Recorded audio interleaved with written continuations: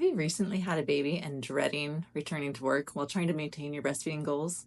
I'm Jen, nurse practitioner, IBCLC, mom of three, and we're here to get through this transition together and get you through the stressful, awkward phase of trying to pump and juggle everything that's on your plate at the same time. Stay tuned.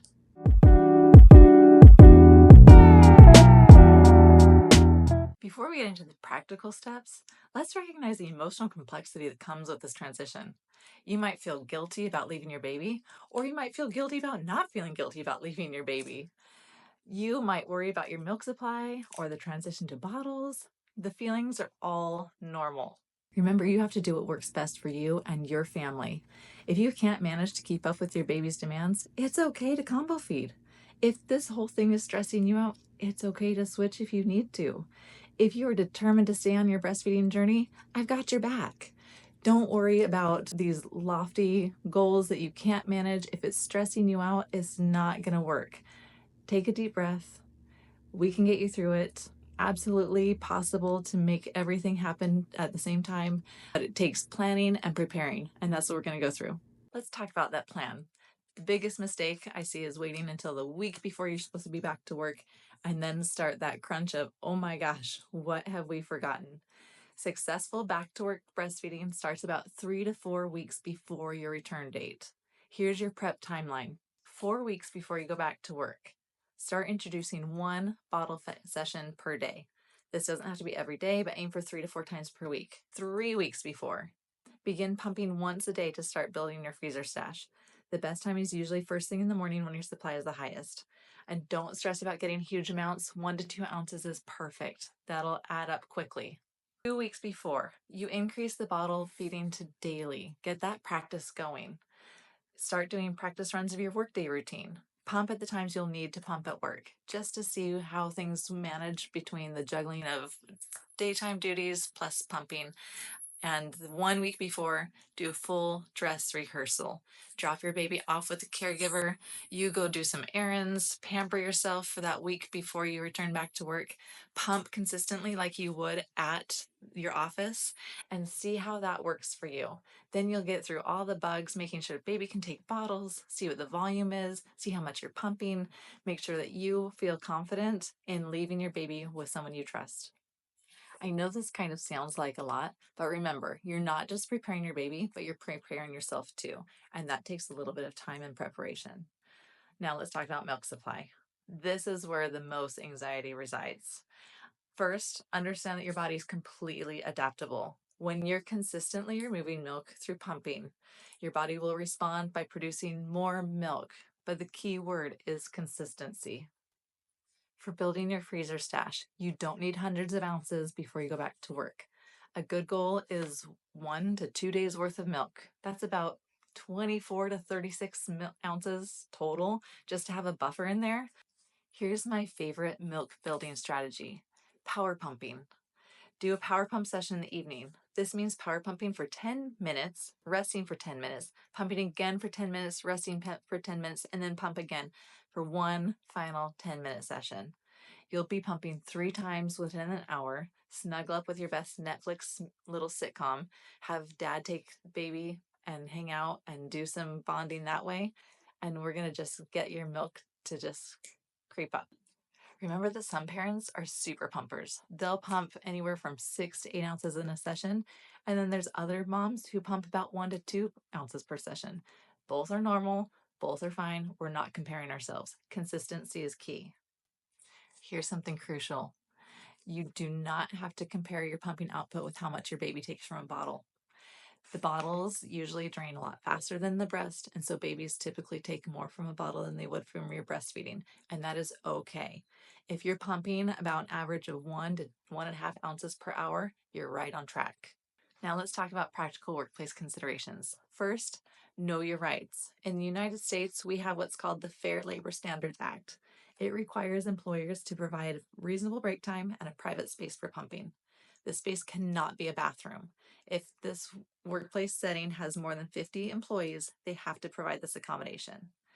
Before you return to work, have a conversation with your supervisor or your HR department and discuss the following: how often you'll need to pump, typically every 2 to 3 hours for 15 to 20 minutes session. Where you'll pump and ask to see the designated space before you start going back. How you'll handle your pumping schedule. Can you block time on your calendar? Will you need coverage during meetings? And milk storage. Most workplaces have a refrigerator you can use, but do you need to bring a cooler with you just in case for backup?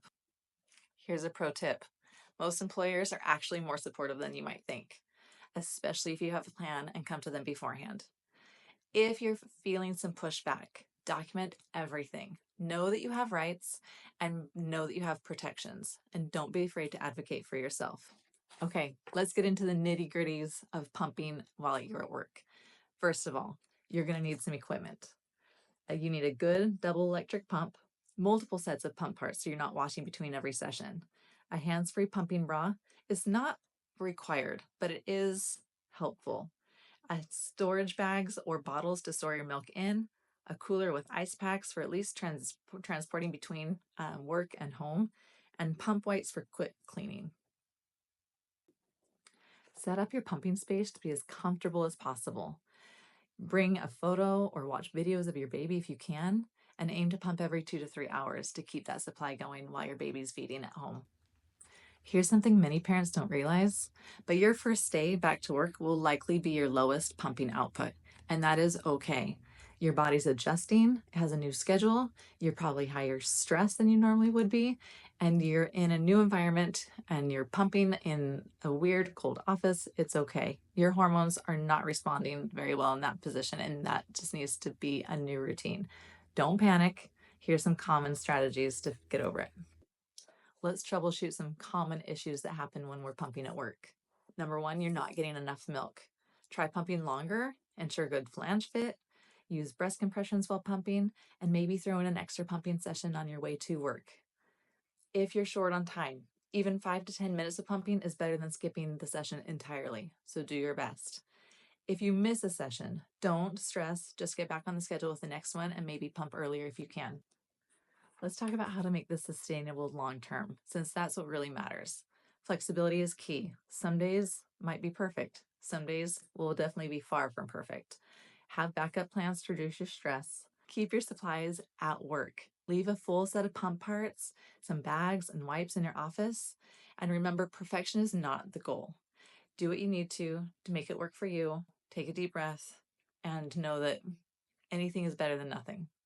Some common issues include baby refusing the bottle.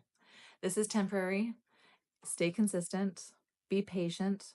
Your baby is not necessarily refusing because they're mad at you. They're just trying to learn a new skill, just like breastfeeding was a learned skill. They've not taken a bottle consistently since they started breastfeeding in most cases. Just remember to take a deep breath. They can feel you're stressed. If you're stressed, it's going to make them harder to accept that bottle. Try some sleepy feedings with the bottle and see if that helps. This is all in my Returning to Work Breastfeeding Protocol ebook that I'll have linked below. Another common issue is supply drops. Supply, it will go up and it'll go down. It's often temporary, and if you're pumping frequently enough, staying hydrated and getting adequate rest, it'll typically come back up. Add a few pumping sessions extra if you need to, either power pumping in the evening or those extra pumping sessions on the way to and from work if you need to. I hope this video has given you a clear picture of what returning to work while breastfeeding is going to look like to you. It requires planning and preparation, yes, but it's absolutely doable, and I don't want you to overstress it and overthink it.